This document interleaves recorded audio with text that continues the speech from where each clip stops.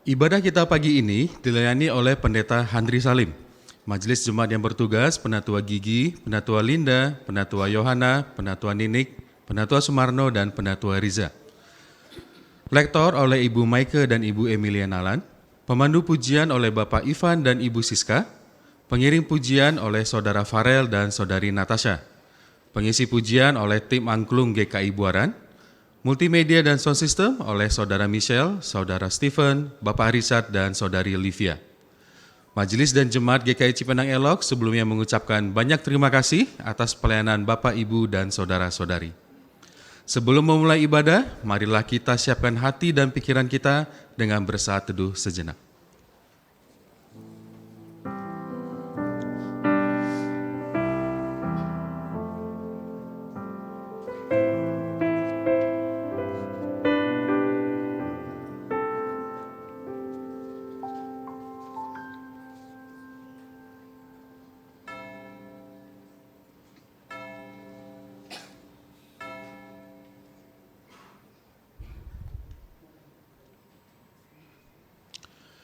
Lilin Prapaskah kedua kita nyalakan sebagai panggilan untuk tinggal dalam Kristus dengan melepaskan kemelekatan duniawi dan berpaut hanya pada Kristus.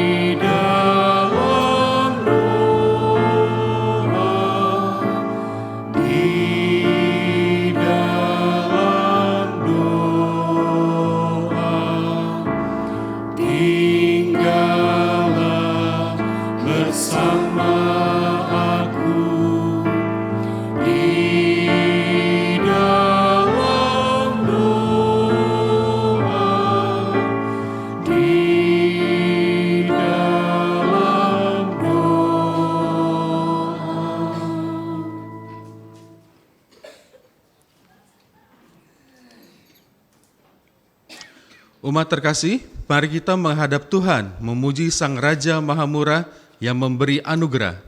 Segala kemuliaan bergema baginya, dulu, sekarang, dan sampai selamanya. Umat diundang untuk bangkit berdiri.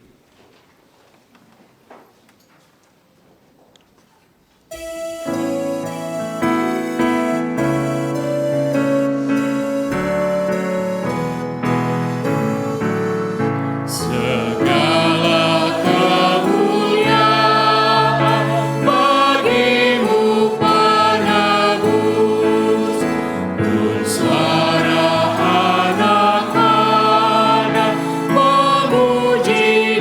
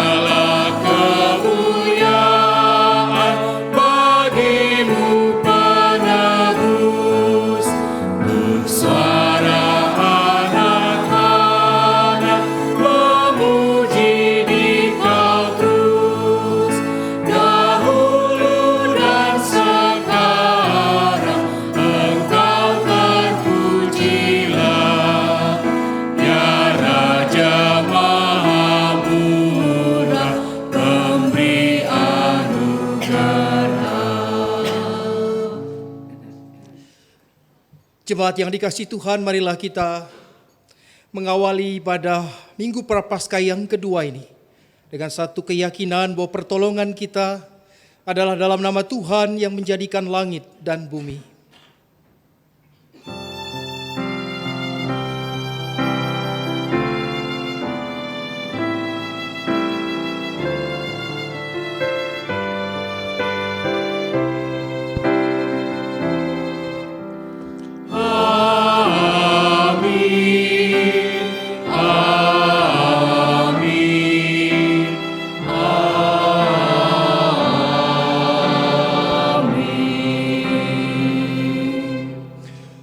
Tuhan beserta saudara.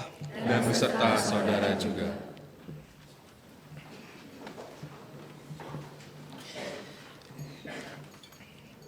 Bapak, Ibu, dan saudara-saudara yang Tuhan kasihi, dalam kehidupan akan ada hal-hal yang membuat kita gagal mengalami pembaharuan hidup. Antara lain zona nyaman, ilah-ilah palsu, bahkan cara pandang dunia.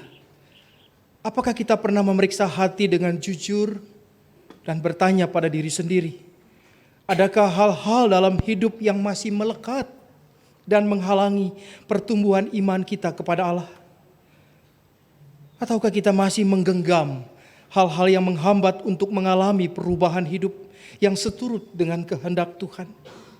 Marilah kita merenungkannya.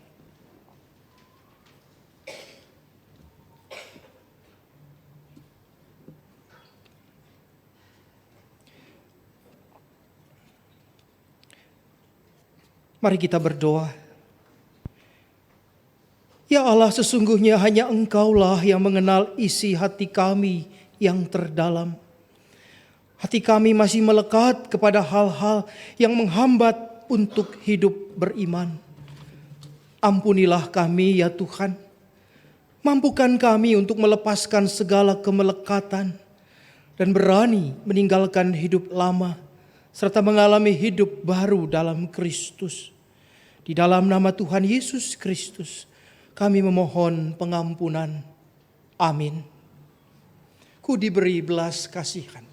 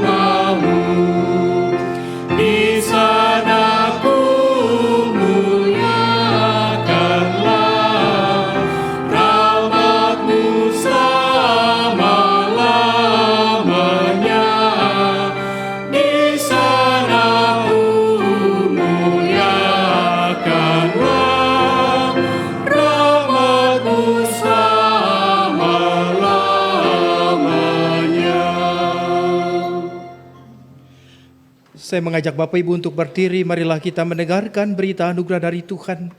Kami membacakan dari surat Galatia 1 ayat 3 dan 4 yang berkata demikian.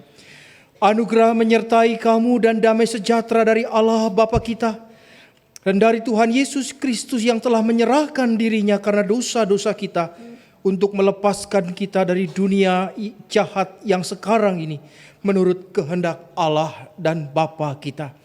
Di dalam Kristus engkau telah diampuni. Di dalam Kristus engkau pun telah diampuni. Damai Kristus bagimu. Damai Kristus bagimu juga. Kita sambut berita anugerah sambil kita memberikan salam satu dengan yang lain lewat pujian Bersukacitalah Selalu.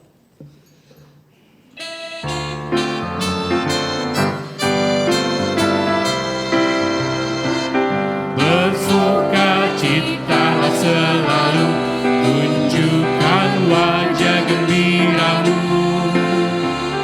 Lihat teman di kanan kiri dan di sekitarmu, berikan salam damai karena kasih karunia serta pengampunannya diberi. Hiduplah dalam damai seorang dengan yang lain, itu kehendak Tuhan bagimu. Hiduplah dalam damai seorang dengan yang lain, itu kehendak Tuhan bagimu.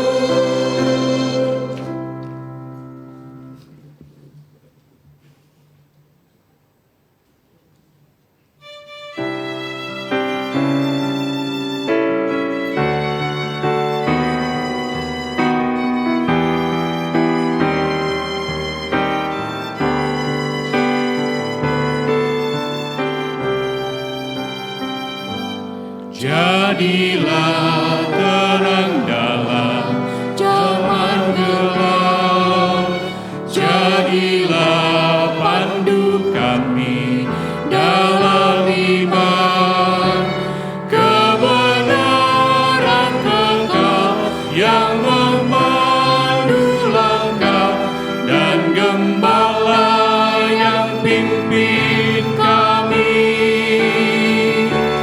Ya Allah yang hidup, jadilah kekuatan agar kami hidup saling bergandeng tangan. Ya Tuhan, ubahlah akal dan hati kami, barui kami, bentuklah kami, teguhkan kami, jadilah terang kami.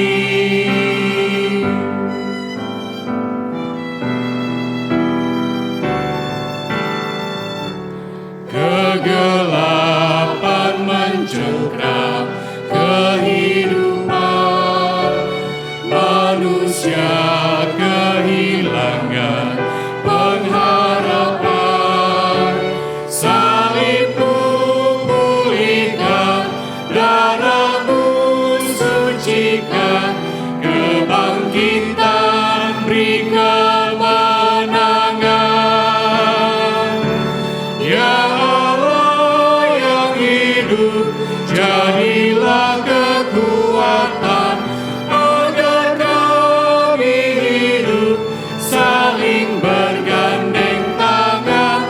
Ya Tuhan, ubahlah akal dan hati kami, barui kami, bentuklah kami, teguhkan kami, jadilah terang kami. Silakan duduk kembali, Bapak Ibu, kita akan bersama-sama mendengarkan pujian dari kelompok angklung GKI Buaran.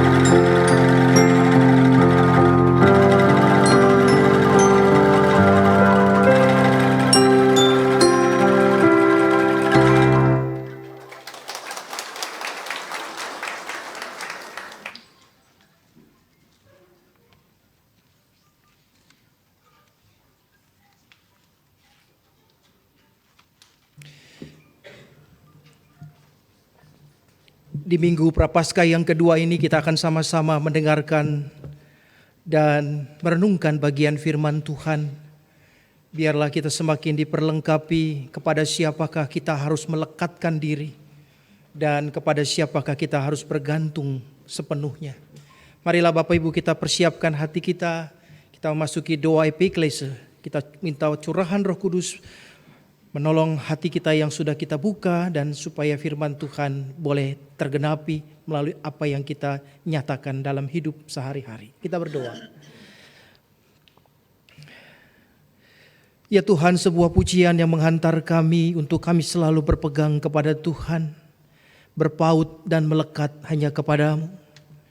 Hanya Engkaulah satu-satunya harapan kami, tumpuan kami, bukan yang lain. Karena kadang kami manusia sering mencari apa yang kami anggap menjamin kehidupan kami. Kami melekatkan dan bergantung sepenuhnya kepada sesuatu, bahkan kepada seseorang. Kepada hal-hal yang dunia seringkali nyatakan bahwa itu sesuatu yang membuat hidup kami tenang, damai, bahagia. Tapi sesungguhnya terkadang itulah yang membuat kami menderita. Menderita oleh karena terlalu banyak ambisi kami, hawa nafsu kami, dan seringkali tanpa disadari kemelekatan kami ternyata adalah penyebab dari kekhawatiran dan kecemasan kami. Hari ini Tuhan, kami mau sama-sama memasuki Minggu Prapaskah yang kedua. Sebuah rangkaian Minggu Prapaskah yang menghantar kami Tuhan untuk terus mengandalkan Engkau. Seraya kami juga terus mempraktekkan aksi pantang dan puasa sebagai bentuk kerendahan hati kami dan juga bentuk cinta kasih kami untuk berbagi kepada sesama kami. Maka biarlah di Minggu Prapaskah ini kami mau sama-sama Tuhan, Engkau hampiri lewat perjumpaan kami dengan firman Tuhan. Apa yang kami renungkan, apa yang kami bawa setelah kami pulang dari gerejamu ini, bila sungguh-sungguh menjadi rema bagi kami, menjadi sesuatu yang membuat kami terus melangkah bersama dengan Tuhan. Karena kami tidak mau melekatkan kepada siapapun dan apapun kecuali hanya kepadamu. Berfirmanlah, pakailah hamba-Mu yang penuh dengan segala kekurangan ini. Dan biarlah apa yang boleh disampaikan dan diberitakan seturut dengan kehendak-Mu. Di dalam nama Tuhan Yesus Kristus kami sudah berdoa. Amin.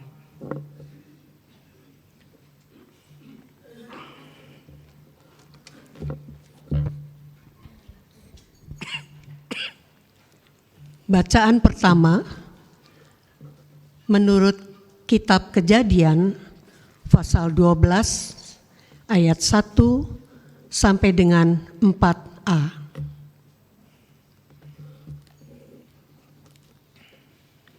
Kejadian 12 ayat 1 sampai dengan 4a. Berfirmanlah Tuhan kepada Abram, pergilah dari negerimu, dari sanak saudaramu, dan dari rumah bapakmu ke negeri yang akan kutunjukkan kepadamu. Aku akan membuat engkau menjadi bangsa yang besar, memberkati engkau, serta membuat namamu masyhur, dan engkau akan menjadi berkat. Aku akan memberkati orang-orang yang memberkati engkau dan mengutuk orang-orang yang mengutuk engkau. Dan olehmu semua kaum di muka bumi akan mendapat berkat. Lalu pergilah Abram seperti difirmankan Tuhan kepadanya, dan Lot pun ikut bersama dia. Demikianlah sabda Tuhan. Syukur kepada Allah.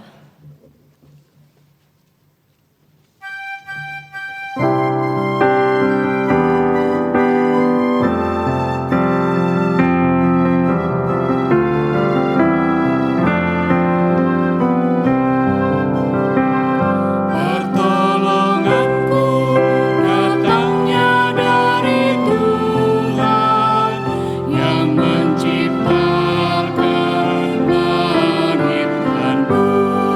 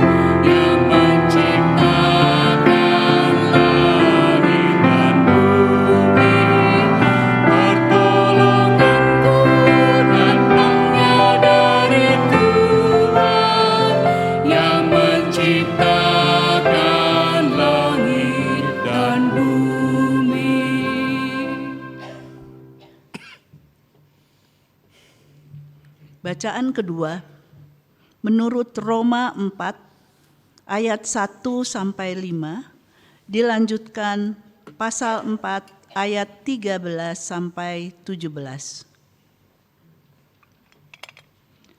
Roma 4 ayat 1 sampai 5, dilanjutkan pasal 4 13 sampai 17. Jadi, apa yang akan kita katakan? Apa yang telah diperoleh Abraham, bapa leluhur jasmani kita? Sebab sekiranya Abraham dibenarkan berdasarkan perbuatannya, ia beroleh dasar untuk bermegah, tetapi tidak di hadapan Allah. Sebab apa yang dikatakan kitab suci?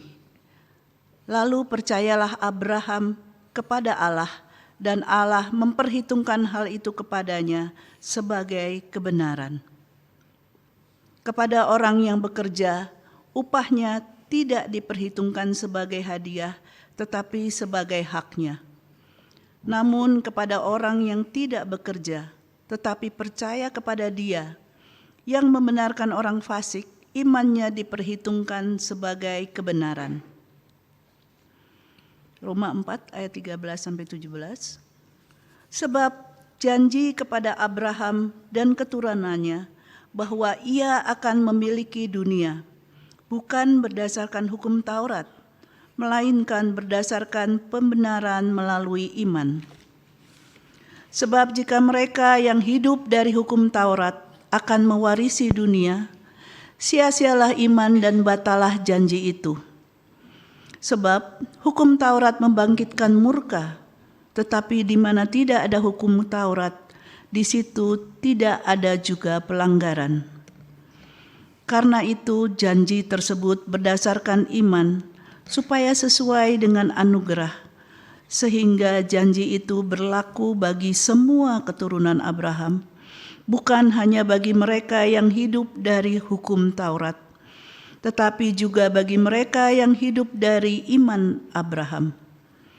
Sebab Abraham adalah bapa kita semua, seperti tertulis, "Engkau telah kutetapkan menjadi bapa banyak bangsa di hadapan Allah yang kepadanya ia percaya, yaitu Allah yang menghidupkan orang mati dan menjadikan dengan firman-Nya apa yang tidak ada menjadi ada." Demikianlah sabda Tuhan. Syukur kepada Allah. Pembacaan Injil kita akan sama-sama dengan bangkit berdiri. Saya akan mengajak kita untuk memperhatikan Injil menurut kesaksian Injil Yohanes. Yohanes pasal 3 ayat 1 hingga ayat yang ke-17. Yohanes pasal 3 ayat 1 hingga ayat 17, demikianlah pembacaan Injil Kristus. Ada seorang Farisi yang bernama Nikodemus, seorang pemimpin Yahudi.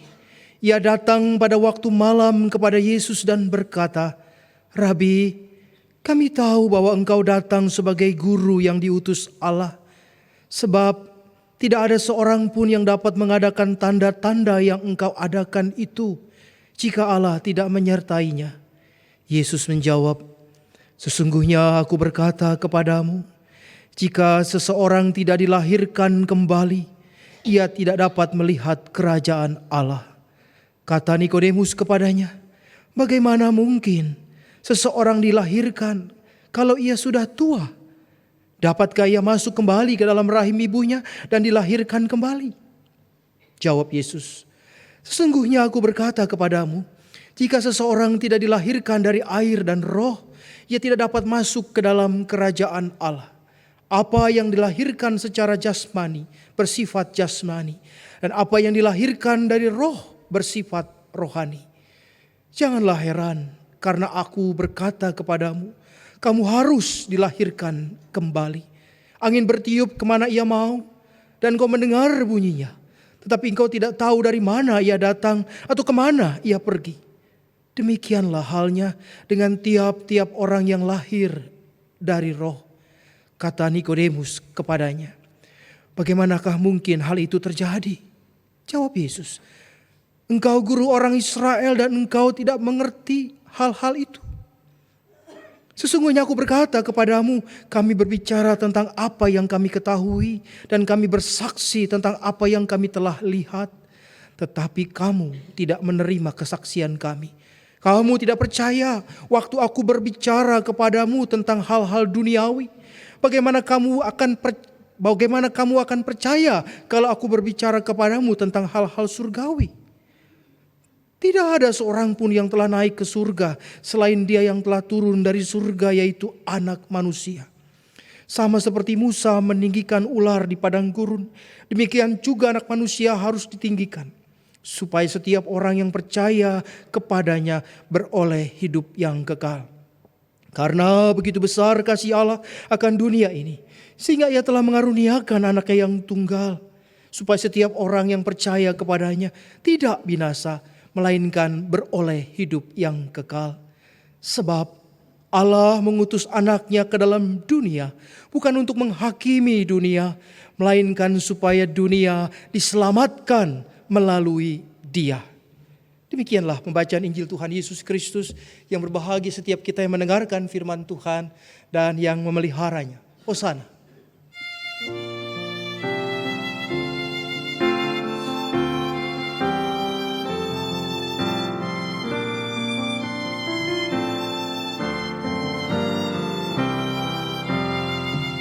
Hosana, Hosana, Hosana, Maha Tinggi. Hosana, Hosana,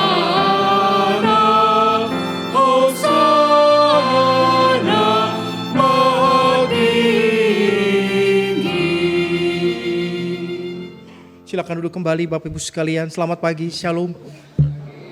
Kita sudah memasuki minggu Prapaskah yang kedua, sebuah rangkaian yang dikondisikan untuk kita sama-sama tidak saja mengingat dan mengenang kembali perjalanan Kristus di bagian-bagian akhir penderitaan dan juga kemudian kematiannya, serta nanti kita akan merayakan Paskah. Biarlah rangkaian ini bukan hanya menjadi sebuah tahun liturgi, tapi juga menjadi sebuah minggu di mana kita diberi ruang untuk berefleksi, merenungkan apa-apa yang menjadi perjalanan kehidupan kita. Bukan kebetulan hari ini kita sudah masuk di bulan baru. Bulan apa ini? Bulan Maret ya. Jadi sudah masuk bulan ketiga, pas tanggal 1 Maret. Nah Bapak Ibu dan Saudara-saudara, ketika kita merenungkan bagian ini, maka kita akan dibuat tertegun ketika seorang yang bernama Nikodemus.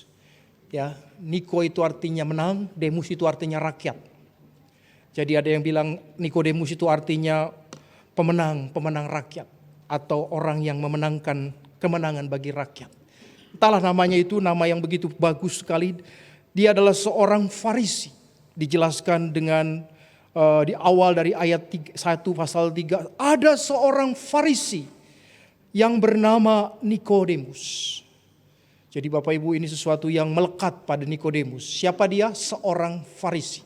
Siapakah seorang Farisi? Farisi itu bukan satu dari suku Israel.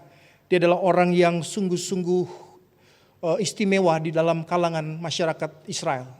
Dalam masyarakat Yahudi, orang-orang Farisi ini adalah orang-orang pilihan. Farisi artinya terpisah. Jadi orang-orang yang betul-betul dikhususkan. Mungkin kita bisa bilang orang Farisi adalah cendekiawannya Yahudi, alim ulamanya Yahudi, tokoh agamanya Yahudi. Belum sampai di situ, nggak sampai di situ, lebih dari itu. Nikodemus adalah seorang anggota majelis agama Yahudi yang namanya Sanhedrin. Otoritas Romawi waktu zaman Yesus itu memberikan ruang, memberikan otoritas keagamaan bagi kehidupan keagamaan orang-orang Yahudi, dan dibentuklah namanya Majelis Agama Sanhedrin yang kemudian menjadi menjadi penentu hukum bagi kehidupan keagamaan orang-orang Yahudi. Pengadil agama, lebih tepatnya seperti itu ya. Apa di sini mungkin bandingannya dengan MUI kah atau apalah, terserah lah ya. Walaupun kemarin ribut-ribut soal babi. Bapak Ibu ada yang ikut demo? Ya, saya nggak tahu itu seperti apa latar belakangnya. Sudahlah, kita lupakan saja soal babi. Nah, Bapak Ibu dan saudara-saudara, seorang Farisi itu harus menjalani yang namanya fit and proper test. Jadi dia harus melewati seleksi yang begitu ketat. Ya, dia bukan hanya seorang Farisi yang puluhan tahun belajar agama, udah nempel tuh, udah khatam tuh namanya aturan-aturan agama di dalam kepalanya.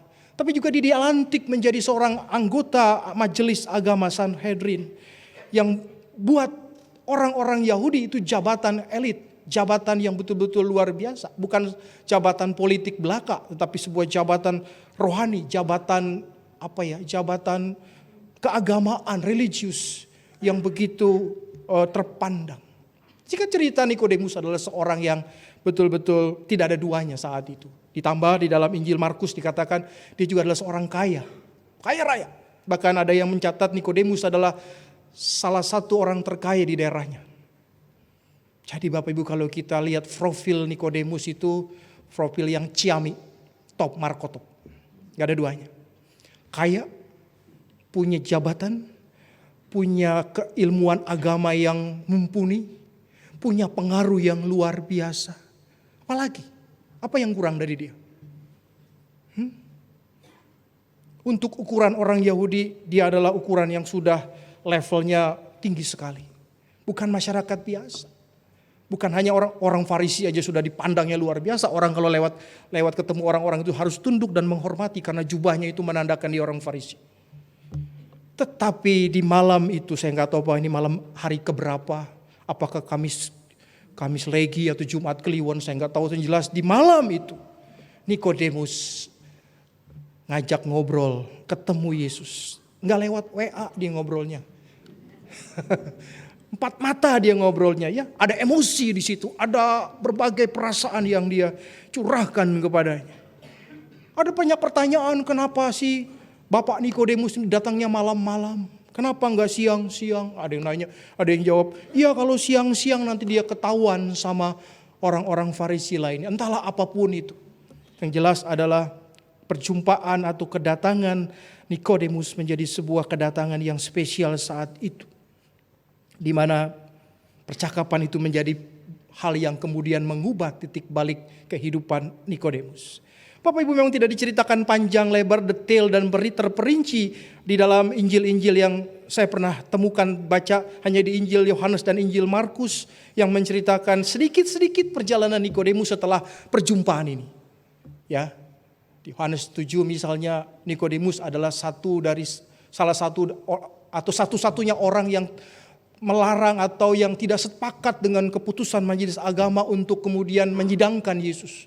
Salah dia apa gitu ya? Kamu cari-cari kesalahan saja dari dia. Lalu kemudian Nikodemus di Yohanes 19 itu dikatakan dia adalah orang yang setelah Yesus mati dia menurunkan slide-nya. Dia bersama-sama dengan yang lain menurunkan jenazah Yesus. Setelah itu kemudian dia bersama dengan Yusuf dari Arimatea mempersiapkan pemakaman atau pengkafanan mayat Yesus dan menyediakan ada puluhan liter mur dan gaharu yang harganya saat itu sangat-sangat mahal. Baru tahu Bapak Ibu kalau ada cerita seperti ini dalam Injil Yohanes yang terkait dengan Nikodemus?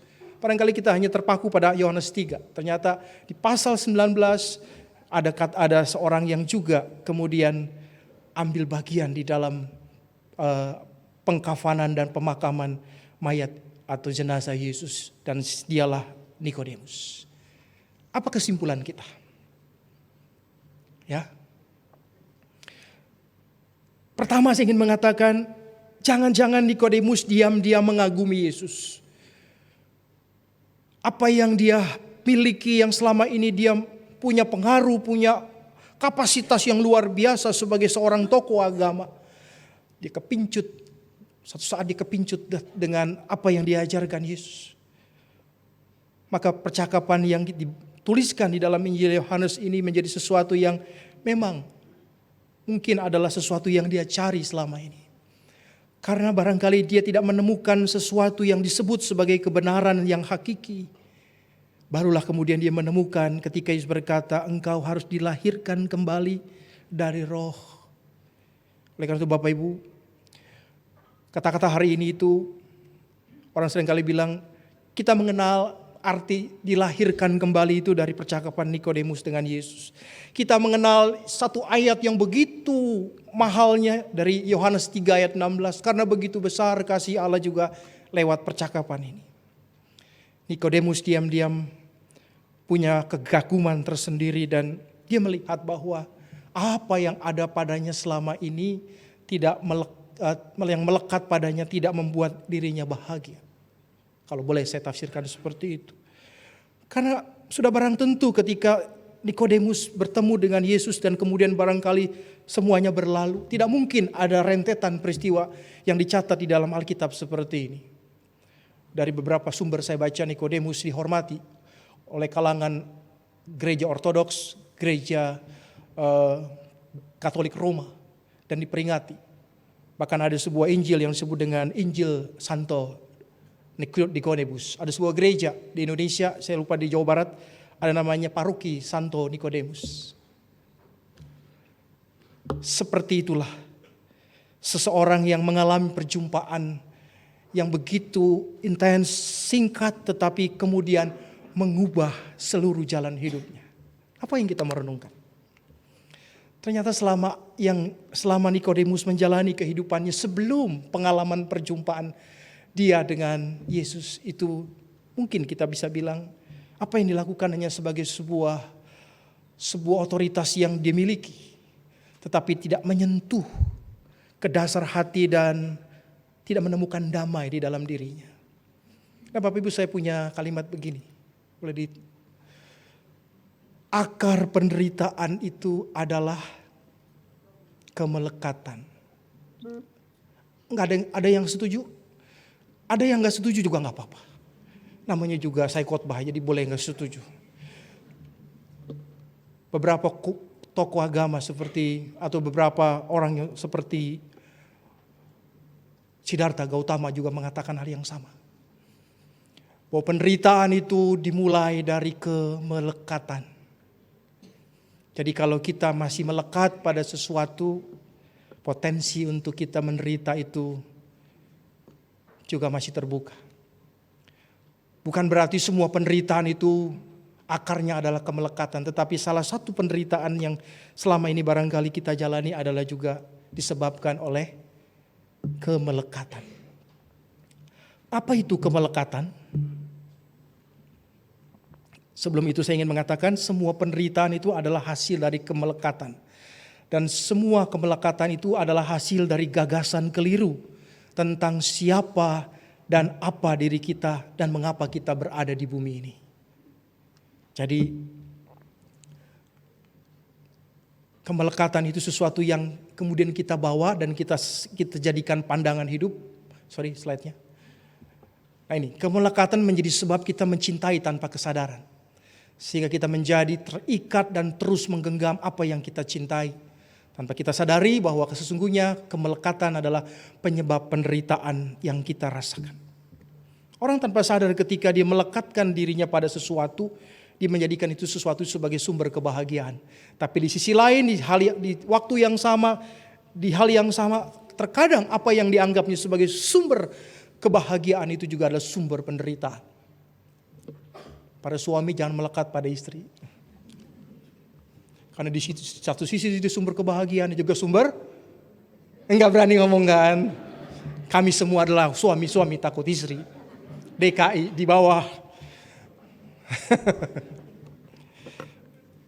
Jadi apapun yang melekat, Yesus pernah mengatakan kepada orang kaya, jualah hartamu dan bagikanlah. Lalu orang kaya itu pergi dengan meninggalkan Yesus dengan hati yang sedih.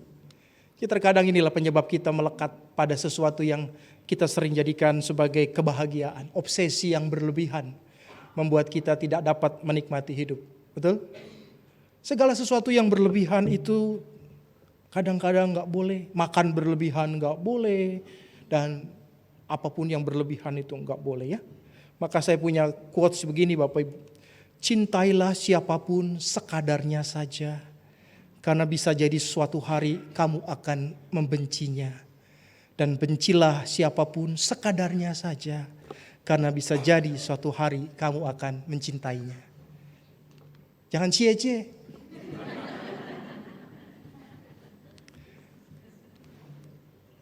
Apa tuh artinya tuh kalau begitu tuh? Ya secukupnya saja. Karena kadang-kadang kalau kita berlebihan pun itulah yang akan menjadikan kita melekat padanya. Ya. Ya bukan berarti kalau apa yang Tuhan berikan itu ya sudahlah, cintai sajalah sekadarnya. Kita diajak untuk udahlah habisin aja, kalau ada habisin. Nanti besok ada lagi, enggak begitu juga ya. Tentu kita perlu hikmat untuk itu semua. Nah Bapak Ibu, saya punya beberapa ayat yang boleh dilanjutkan slide ini karena ini lagi puasa mungkin ininya.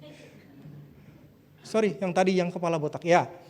Karena kemelekatan menjadikan seseorang terikat dengan apa yang dicintai, akhirnya menimbulkan apa? Kesedih, ketakutan saat mengalami kehilangan. Rasain nggak Bapak Ibu? Kesedihan itu kan adalah bagian dari kehidupan. Mana ada orang yang gak pernah sedih? Dan cinta itu bagian dari kehidupan. Maka ketika kita menghubungkan antara cinta dan kesedihan dan di dalamnya ada kehilangan, tentu ada bagian-bagian di mana kita nggak pernah mau bagian-bagian itu hilang dari kehidupan kita. Karena kita terlalu mencintainya. Jangan cie-cie lagi deh. Betul tidak? Suatu saat, lambat atau cepat, apa yang hari ini kita cintai, dia akan lepas dari kita. Suami kita, istri kita, orang tua.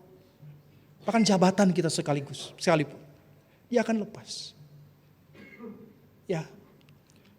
Saya ingin berbagi ayat, 2-3 ayat saja supaya kita semakin dilengkapi hari ini. Lukas 14 Yesus berkata dalam ayat 33, demikian pula tiap-tiap orang di antara kamu yang tidak melepaskan dirinya dari segala miliknya tidak akan pernah menjadi muridku. Di bagian itu saya pernah baca dan pelajari, kemelekatan itulah yang menjadi alasan Yesus. Ya, guru gimana kalau saya menguburkan bapak saya dulu sebelum saya jadi muridmu. Dan seterusnya. Jadi Yesus mengatakan hati-hati dengan segala apa yang melekat yang tanpa kita sadari itu menjadi penghalang. Nah Bapak Ibu, saya tidak bisa mengatakan bagaimana beratnya seorang Nikodemus untuk melepaskan kemelekatan itu ketika apa yang selama ini menempel pada dirinya, atribut kesuksesan, pengaruh, kuasa, kekayaan itu. Dan mengubah hidupnya sedemikian rupa. Sehingga dari seorang Farisi yang begitu ketat menjalani keagamaan. Puluhan tahun dia belajar ilmu agama. Dari anak-anak dia belajar Taurat. Dia belajar menjadi orang yang bersikap adil untuk mengadili kehidupan agama, kehidupan masyarakat orang-orang Yahudi. Sehingga kemudian dia menemukan sesuatu yang hari ini selama ini dia cari, dan itu hanya di dalam Kristus. Walaupun percakapan ini memang belum menjadi sebuah kesimpulan, tetapi Yesus meneguhkan apa yang selama ini dia cari dan memberikan sebuah solusi dan jalan yang baginya Nikodemus kemudian mendapatkan apa yang menjadi bagiannya. Satu ayat lagi yang boleh disayangkan. Hai kamu orang-orang yang tidak setia, tidak tahukah kamu bahwa persahabatan dengan dunia adalah permusuhan dengan Allah? Jadi barang siapa hendak menjadi sahabat dunia ini, ia menjadikan dirinya musuh Allah. Jadi hidup ini gak bisa netral. Kita gak bisa dua-duanya juga berpihak dan melekat pada Allah dan pada dunia. Makanya Allah tegas sekali di dalam firman yang mengatakan ayat yang lain.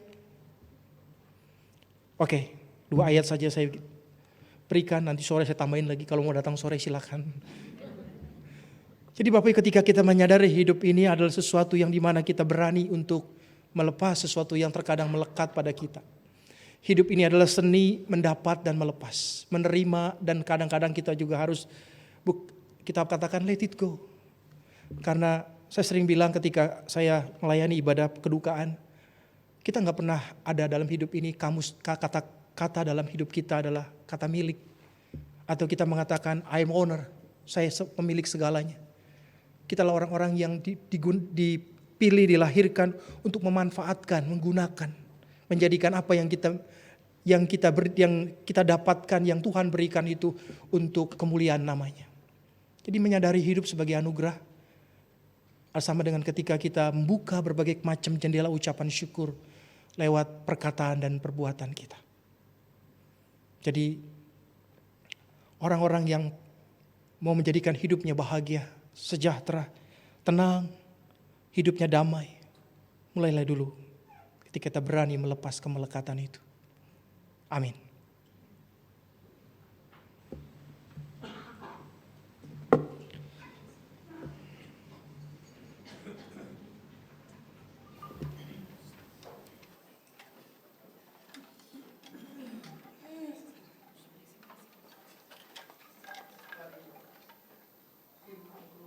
GKI Buaran akan membawakan pujian buat kita semua.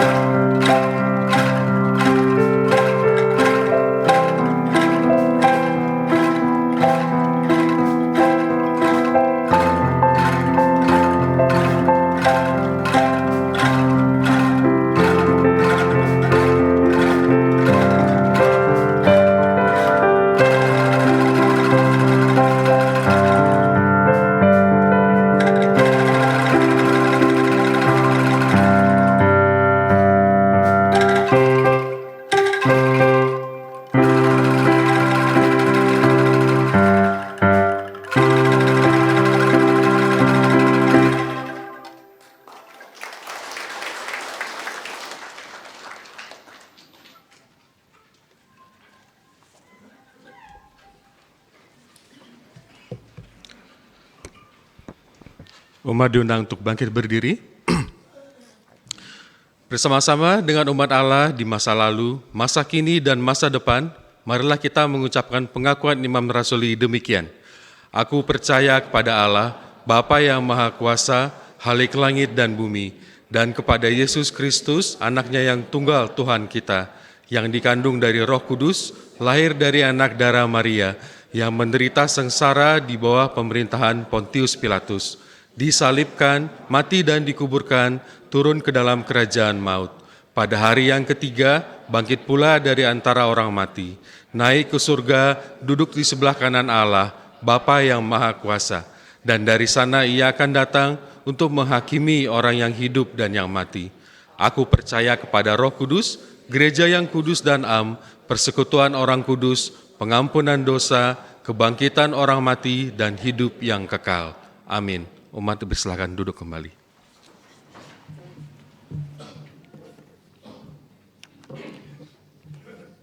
Saudara-saudara, marilah kita membawakan doa-doa kita kepada Tuhan. Di dalam doa syafaat ini biarlah kita mau juga menyampaikan doa secara pribadi. Apa yang hari menjadi pergumulan kita, apa yang hari ini patut kita bawa kepada Tuhan. Saya memberi waktu pada Bapak Ibu, jemaat Tuhan, saudara-saudara, untuk kita membawa doa khusus kita, doa pribadi kita di hadapan Tuhan. Diberi kesempatan.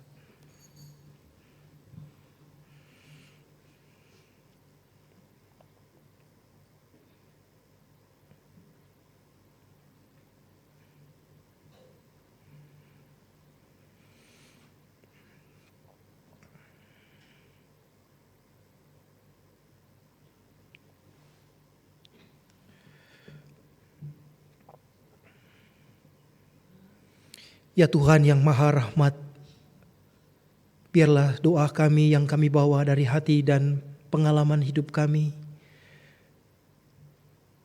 menjadi sebuah bentuk kemelekatan kami kepada Tuhan. Untuk kami hanya tetap bergantung dan berserah hanya kepada Engkau ya Bapa. Dan saat ini juga kami menyerahkan bangsa dan negara kami, pemerintahan Republik Indonesia ini dalam menjalani roda pemerintahan. Tetap kami terus doakan di dalam setiap pokok doa syafaat kami, untuk mereka boleh terus bekerja di dalam kebijaksanaan, di dalam kearifan, dan mereka bisa merangkul semua golongan, semua pihak. Negeri yang begitu beragam ini biarlah boleh hidup di dalam damai, di dalam ketenangan, di tengah-tengah gejolak dunia yang saat ini kembali berkecamuk di Timur Tengah.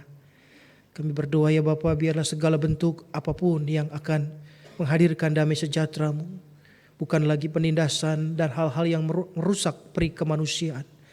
Engkaulah Allah yang maha bertindak. Engkaulah Allah yang maha adil dan melihat apa yang saat ini terjadi di antara umat manusia. Kami berdoa untuk mereka yang terkena dampak bencana alam di berbagai tempat.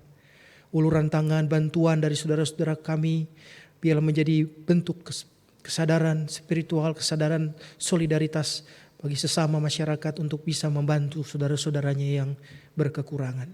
Demikian dalam rangkaian masa-masa Prapaskah ini, kami semua diajak ya Tuhan untuk betul-betul menjalani aksi pantang dan puasa ini sebagai bentuk solidaritas kami, kerendahan hati kami, ungkapan syukur kami, untuk kami bisa juga menjadi bagian di mana Paskah atau kebangkitan-Mu boleh membawa terang bagi kami dan menghadirkan terang bagi kami, supaya kami juga boleh menjadi terang bagi orang lain.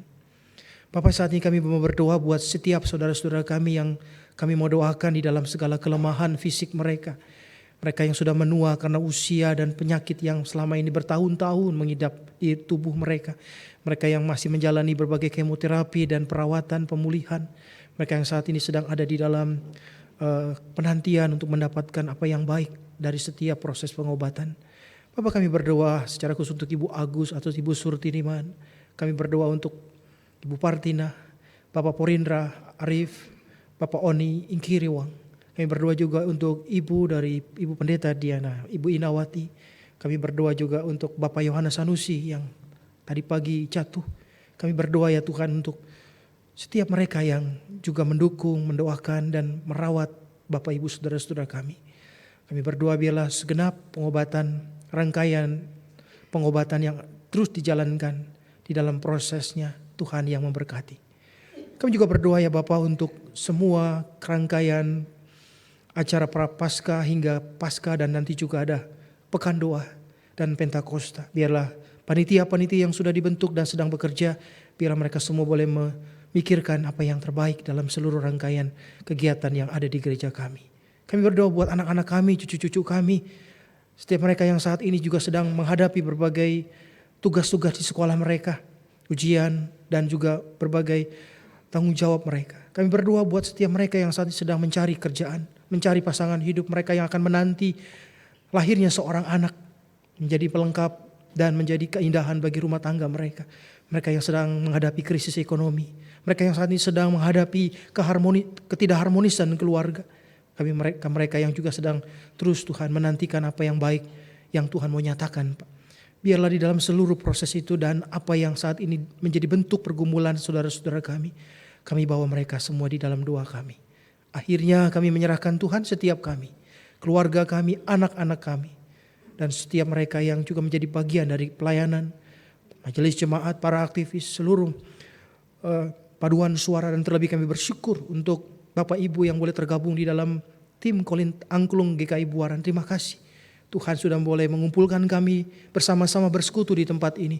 Tuhan memberkati setiap pelayanan mereka, Bapak Ibu, di dalam segala keterbatasan mereka, dan Tuhan pakai mereka untuk menjadi berkat bagi siapapun.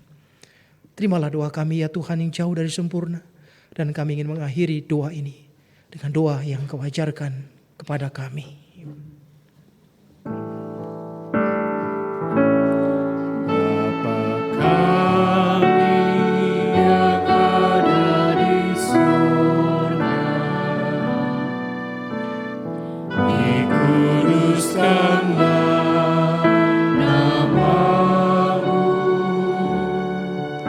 Datanglah kerajaanmu, jadilah kehendakmu di bumi seperti di sorga. Beri kami hari ini makanan yang secukupnya. Ampuni salah kami seperti kami ampuni yang bersalah pada kami. Jangan bawa kami dalam pencobaan, melainkan lepaskan kami dari yang jahat. Sebab Kaulah yang punya kerajaan dan kuasa dan kemuliaan sampai selama-lamanya.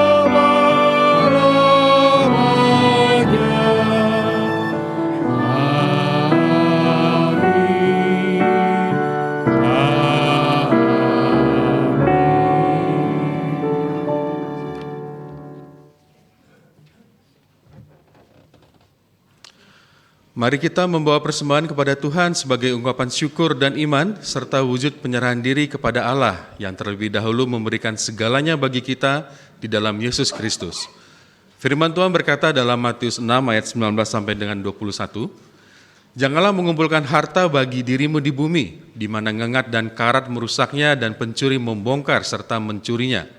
Namun kumpulkanlah bagimu harta di surga yang tidak dirusak oleh ngengat dan karat, dan pencuri tidak membongkar serta mencurinya.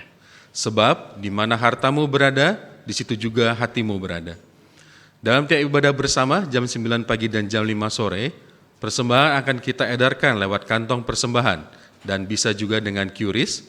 Bila Bapak Ibu memilih sarana transfer, maka persembahan dapat ditransfer ke rekening gereja.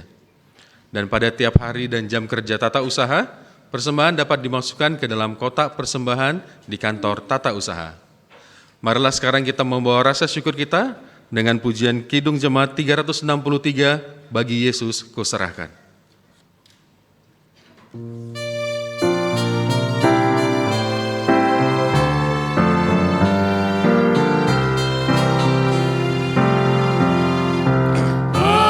Bagi Yesus kuserahkan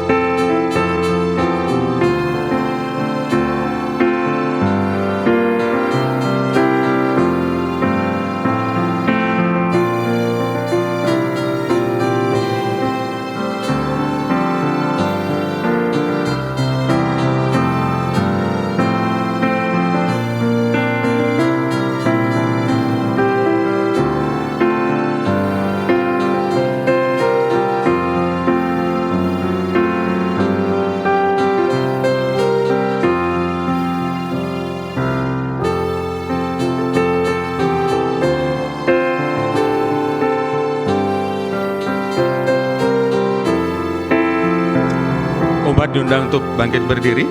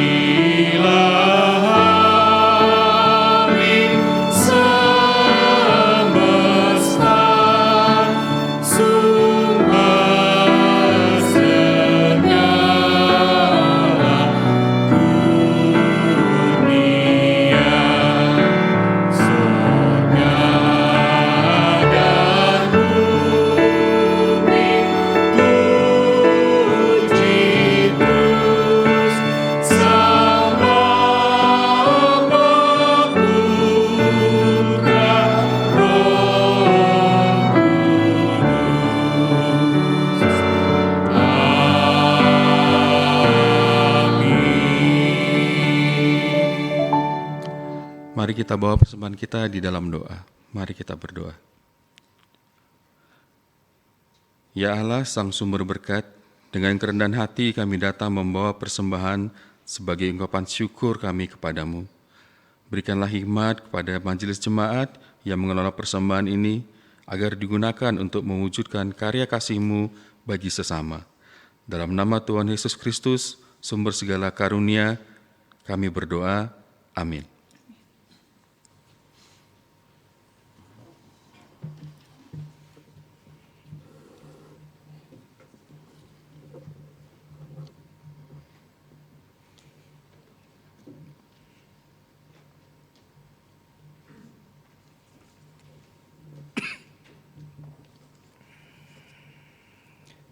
Umat yang terkasih, berjalanlah dalam iman, tinggalkanlah hidup yang lama, lepaskanlah segala kemelekatan, dan berubahlah dalam terang kasih Kristus. Lagu pengutusan kita akan mengajak kita untuk terus mengalami perubahan. Ku diubahnya. Ku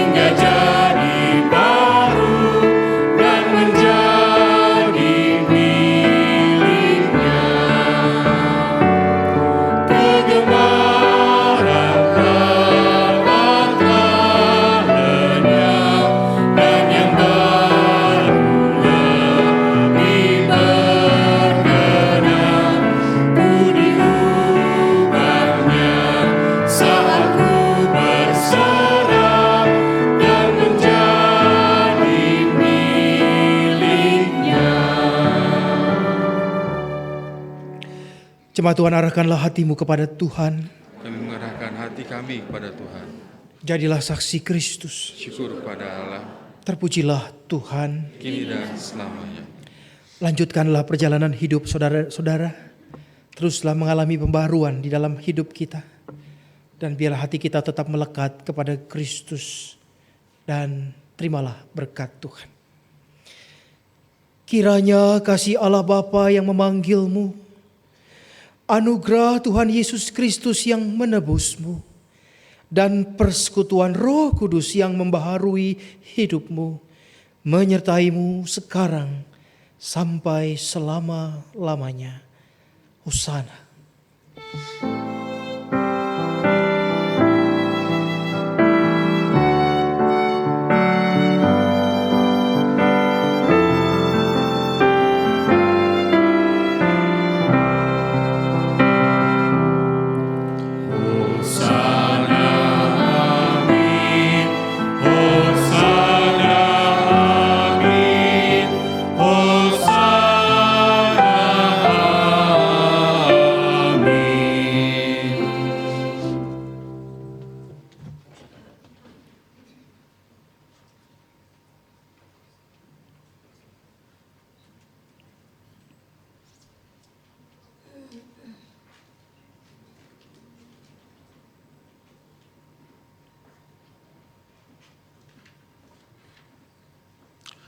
Marilah kita kembali menyanyikan PKJ 200, Ku Diubahnya.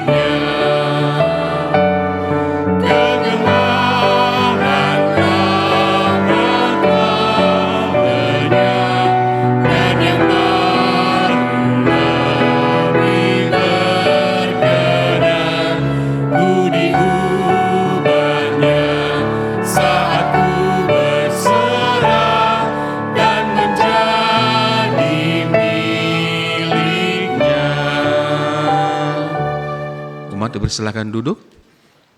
Mari bersatu teduh sejenak.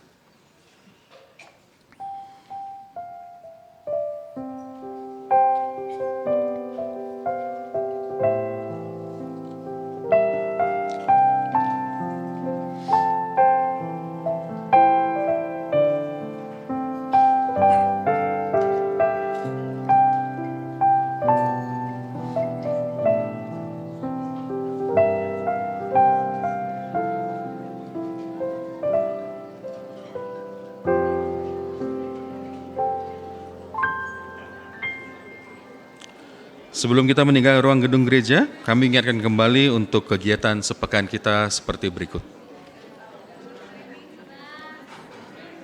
Selamat hari Minggu Bapak Ibu, Tuhan Yesus memberkati.